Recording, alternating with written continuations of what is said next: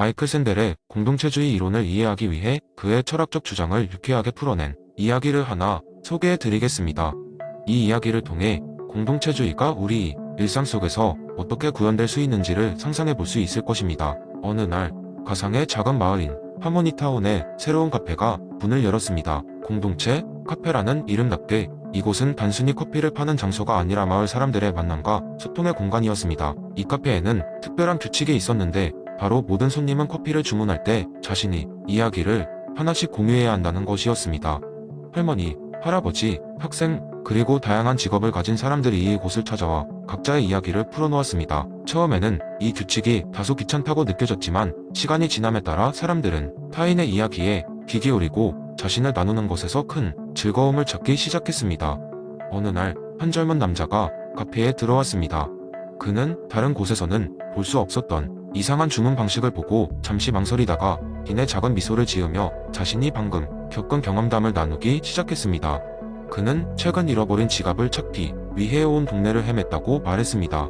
이웃 중 한 사람이 우연히 그 지갑을 발견하고 돌려주었을 때 자신이 느꼈던 감사를 이야기했습니다. 이 이야기는 다른 손님들에게도 큰 파장을 일으켰습니다. 그 후 하모니타운에서는 잃어버린 물건을 모두가 함께 찾기 시작하는 일종의 운동이 시작되었습니다. 그 다리는 점점 강해져서 마을 사람들은 서로를 가족처럼 돌보았고 한 사람이 도움을 필요로 할 때면 모두가 발벗고 나서는 풍경이 하루가 멀다 하고 펼쳐졌습니다. 이렇게 형성된 따뜻한 공동체는 각 개인의 자유와 권리를 넘어서는 사회적 관계와 유대감의 중요성을 몸소 경험하게 했습니다.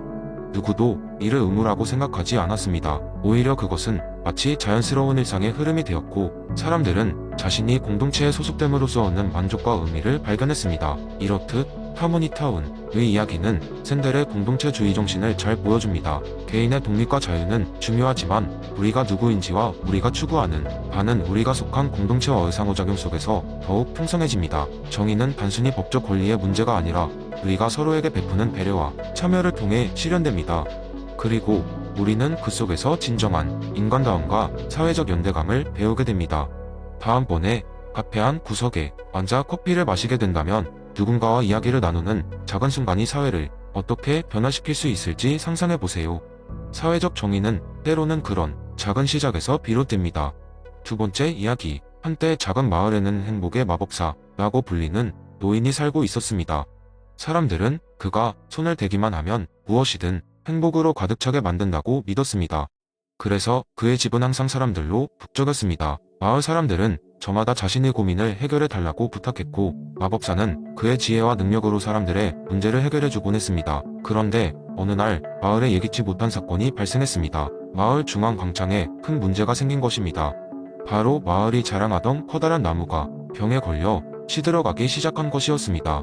이 나무는 마을의 상징과도 같은 존재였습니다. 마을 사람들은 이 나무 아래에서 축제를 열었으며 나무 그늘 아래서 사랑의 맹세를 하곤 했습니다. 나무가 시들어가는 모습을 더 이상 볼 수 없었던 마을 사람들은 다급히 마법사를 찾아갔습니다. 마법사는 나무를 진찰하더니 심각한 얼굴로 말했습니다. 이 나무를 살리기 위해서는 마을의 모든 우물을 메워야 합니다. 나무의 뿌리가 마실 수 있는 충분한 물을 확보할 수 있도록 하려면 다른 모든 수원을 희생해야 합니다.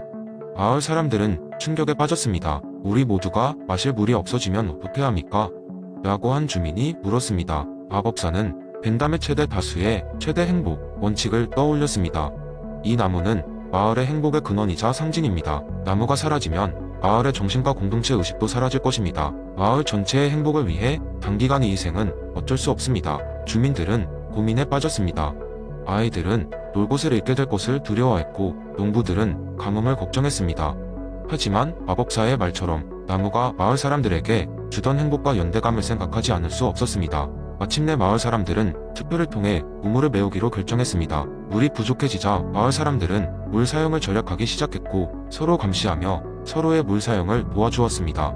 공동의 지혜와 노력을 통해 마을은 급작스러운 변화에 적응해 나갔습니다. 몇 주가 지나자 나무는 다시 초록빛을 되찾기 시작했고 마을은 점차 예전의 밝은 모습을 되찾아갔습니다. 마법사는 나무 아래로 마을 사람들을 불러와 큰 연회를 열었습니다. 그는 마을 사람들에게 말을 건넸습니다. 최대 다수의 최대 행복을 위한 결정은 쉬운 것이 아닙니다. 때로는 고난과 희생을 요구합니다. 그러나 여러분의 협력과 지혜 덕분에 마을이 다시 살아날 수 있었습니다. 공리주의의 진정한 의미는 바로 이런 것입니다. 공동의 행복을 위해 개개인이 손을 잡고 서로를 도우며 나아가는 것, 그것이야말로 진정한 행복을 만들어냅니다. 그날 이후로 마을 사람들은 스스로의 선택을 자랑스러워하며 매년 그 나무 아래에서 마법사를 기리는 축제를 열었다고 합니다. 마법사의 지혜와 마을 사람들의 단결은 그렇게 오랜 시간 후에도 마을의 전설로 남았습니다. 세 번째 이야기. 옛날 옛적 스코틀랜드의 한 작은 마을에 데이비드라는 호기심 많은 소년이 살고 있었습니다. 그는 늘 주변에서 일어나는 일들을 관찰하며 왜 저럴까? 라는 질문을 마을 사람들에게 던지곤 했어요. 어느 날 데이비드는 마을의 신비한 숲으로 소풍을 떠났습니다. 그곳에는 마법이 깃들어 있다는 소문이 자자했죠. 숲을 걷던 데이비드는 갑자기 하늘에서 유성이 떨어지는 것을 목격하게 됩니다. 그리고 그 순간 그의 머리에 번뜩이는 생각이 떠올랐어요. 이 유성과 그 뒤따라오는 사건들 사이에 어떤 연결이 있는 걸까? 숲에서 돌아온 데이비드는 사람들에게 자신의 발견을 이야기했습니다. 여러분, 제가 숲에서 유성을 봤는데 바로 그 순간에 하늘이 깜빡했어요. 하늘이 깜빡인 것은 유성 때문일까요? 라는 질문을 던졌습니다. 마을의 현자들은 모두 고개를 끄덕이며 유성이 하늘을 깜빡이게 만들었다고 확신했습니다. 이런 일이 반복되자 사람들은 유성이 떨어지면 반드시 하늘이 깜빡인다고 믿게 되었습니다. 데이비드는 이 믿음이 마냥 궁금했어요. 그래서 그는 무작위로 생각해낸 몇 가지 실험을 통해 마을 사람들의 믿음을 시험해 보기로 했습니다. 그는 밤마다 유성이 떨어지는 순간 원래 자신이 준비한 거울을 사용해 하늘에 반짝이는 빛을 비췄습니다. 그러자 마을 사람들은 더욱더 강하게 유성이 원인이라고 믿게 되었죠. 그러나 데이비드는 힘이 인과관계에 대한 회의주의라는 개념에 대해 알게 되면서 깨달음을 얻기 시작했습니다. 그는 마을 사람들에게 말했어요. 여러분, 우리는 유성과 하늘의 깜빡임을 반복적으로 관찰했기 때문에 그 둘 사이에 인과관계가 있다고 믿었어요. 하지만 제가 일부러 거울로 빛을 비추었을 때도 우리는 그 둘을 연결지었죠. 결국 우리의 경험만으로는 두 사건이 필연적으로 연결되어 있다고 할 수 없어요. 마을 사람들은 데이비드의 이야기를 듣고 모두 깊은 생각에 잠겼습니다. 그들은 인과관계가 우리가 직접 관찰할 수 있는 것이 아니며 경험을 통해 생겨난 믿음일 뿐이라는 것을 이해하게 되었죠. 그 후 마을 사람들은 눈에 보이는 것 너머의 진리를 탐구하며 모든 사건의 인과관계를 더욱 신중히 바라보게 되었습니다. 이제 데이비드의 이야기는 과학적 탐구와 철학적 사고의 중요성을 강조하며 마을을 넘어 널리 퍼져 나갔습니다.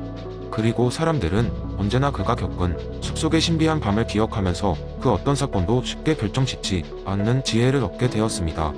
네 번째 이야기. 옛날 옛적 평화롭고 조용한 마을이 있었어요. 이 마을은 산으로 둘러싸여 있었고 주민들은 자연과 조화롭게 살아가며 매일매일 충만한 행복을 누렸죠. 그런데 어느 날 이 마을의 존재론이라고 불리는 양털 외투를 입은 여행자가 찾아왔어요. 그의 목적은 사람들에게 토마스 아퀴나스 의자연법 이론을 설명하고 그 의미를 일깨워주는 것이었죠. 여행자는 마을 광장에 자리 잡고 주민들에게 이렇게 말했어요. 여러분, 제가 긴 여정을 통해 깨달음을 얻어 이제 여러분께 중요한 원칙을 전하러 왔습니다. 이 원칙은 우리 모두가 어떻게 살아가야 하는지를 알려주는데 큰 힘이 되고 있답니다. 마을 사람들은 귀를 기울이며 그에게 더 말해달라고 했습니다. 존재론은 자연법의 첫 번째 원칙을 설명했어요. 모든 생명은 소중하며 우리는 이를 지켜야 합니다. 그는 예쁜 토끼 한 마리를 들어올리며 말했죠. 조심해야 해요. 이 토끼는 우리의 자연세계의 일부이며 그 자체로 소중해요. 우리 인간도 마찬가지랍니다. 그러자 마을 사람들은 고개를 끄덕이며 토끼에게 더 많은 먹이를 주기로 했어요. 그 다음 날 존재론은 두 번째 원칙을 소개했어요. 진실은 항상 소중히 다루어져야 하며 우리는 항상 진실에 기반하여 살아야 합니다. 그는 마을 최고령 현자에게 가서 말했죠. 현자님, 우리 모두가 진실하게 원한다면 우리가 진실하지 않게 될 때에도 용서하고 바르게 나아가는 길을 찾아야 합니다. 현자는 웃으며 고개를 끄덕였고 마을 사람들은 갈등이 생겼을 때 서로 진솔한 대화를 통해 해결하기로 결심했어요. 세 번째 날에는 공동체의 선을 강조했어요. 존재론은 마을 공동 우물 앞에 모인 사람들에게 이렇게 말했답니다. 우물의 물 한 방울 한 방울은 우리가 함께 누리도록 만들어진 것이에요. 누군가 이 물을 독점하려 한다면 그것은 우리 마을 전체의 화합에 악영향을 미칩니다. 마을 사람들은 물을 공평하게 사용하기 위한 규칙을 만들고 서로를 도우며 살기로 했어요. 이렇게 존재론의 이야기는 매일 새로운 원칙과 함께 계속되었어요. 인간을 위한 가장 중요한 원칙들을 자연과 마을의 생활 속에 녹아들게 했죠.